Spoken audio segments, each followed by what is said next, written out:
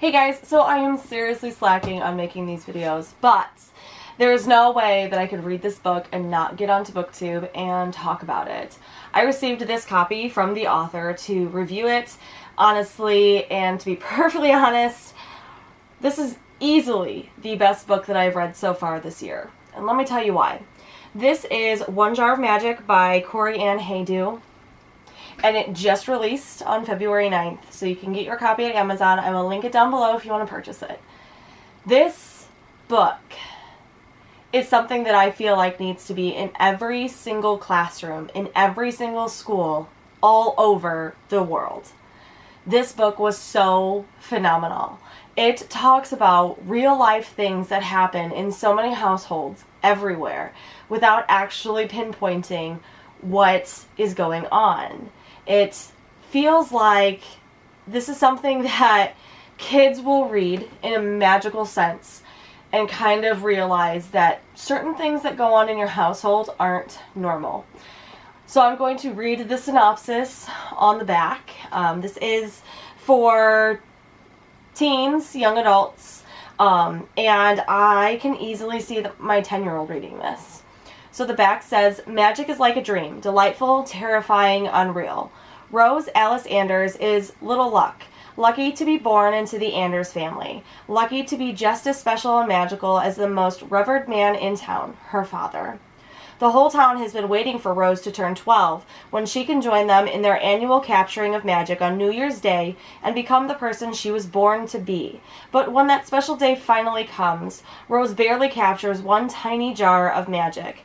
Now Rose's dad won't talk to her anymore, and her friendships have gotten all twisted and wrong. So when Rose hears whispers that there are people who aren't meant for magic at all, she begins to wonder if that's who she belongs with. Maybe if she's away from all the magic, away from her dad telling her who she's meant to be, who she has to be, Rose can begin to piece together what's truly real in a world full of magic." The side notes are an important novel that delicately balances the tough topic of parental abuse with a hopeful, empowering message to young readers.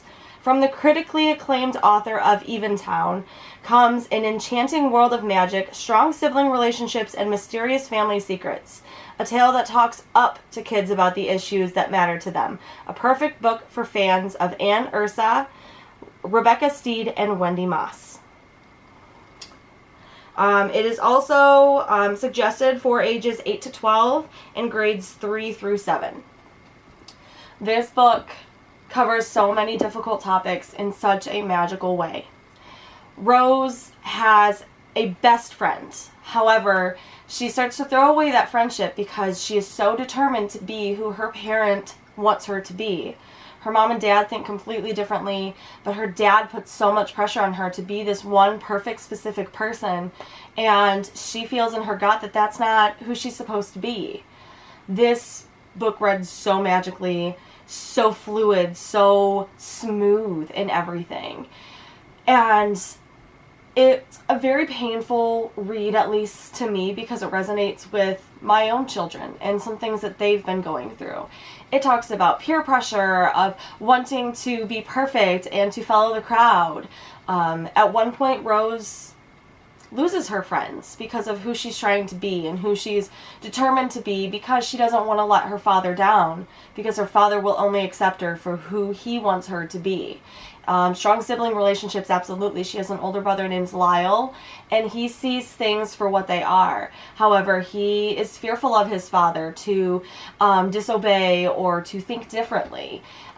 Both of them, Rose and Lyle, grow up in a household where they are afraid to think freely for themselves. They have to follow this path.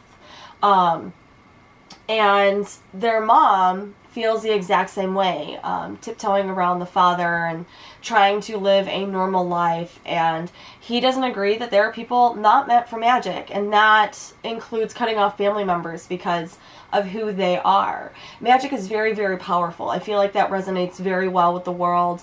Wealth, money, power. And it's painful to read simply because Rose wasn't the person that her dad wanted her to be, and watching her go through all of this. Rose had just turned 12. 12 and preteens and just entering teenagehood is such a difficult age for kids, that this is such an important book that needs to be read. I'm an adult and I loved every bit of this book, and especially having kids. We raise our kids completely different. We love them and accept them for who they are, not who we want them to be.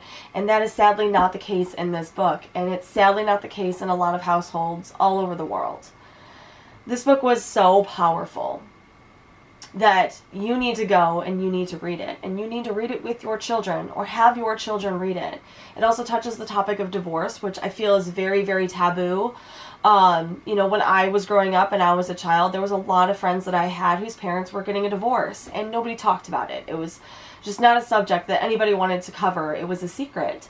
And I feel like if we bring these subjects, such as parental alienation, parental abuse, peer pressure, being bullied because you're not who everybody wants you to be, and kids going through that, learning how to navigate being yourself instead of who everybody else wants you to be.